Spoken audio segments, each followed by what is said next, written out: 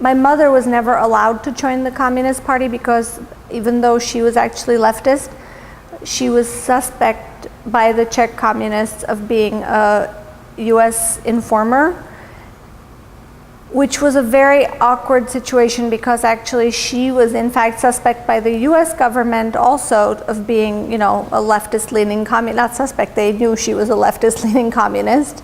So she was caught kind of in a catch-22, but because of her own beliefs, and I think because interestingly enough, I think that the American communists were in some ways the most fervent, but the most naive at the same time in a way.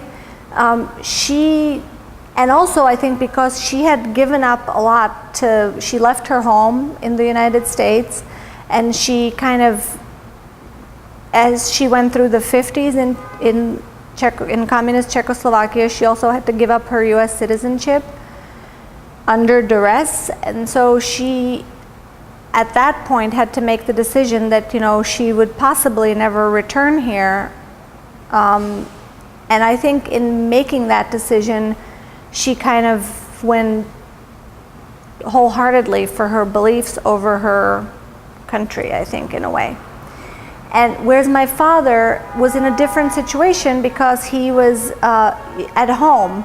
So whatever happened there was nowhere else to go. There was no possibly a fallback position. This was the ultimate position. And he chose to be, I think, much more of a dissident in a way than my mother, because my mother couldn't give up the hope. I think that communism became almost like a religion to her.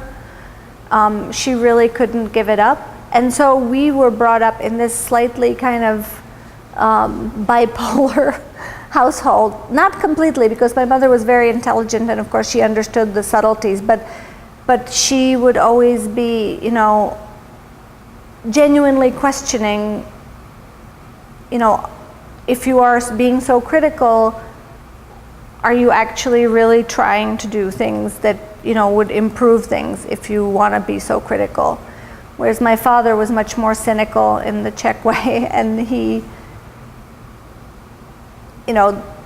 really, I think, stopped believing after 1968.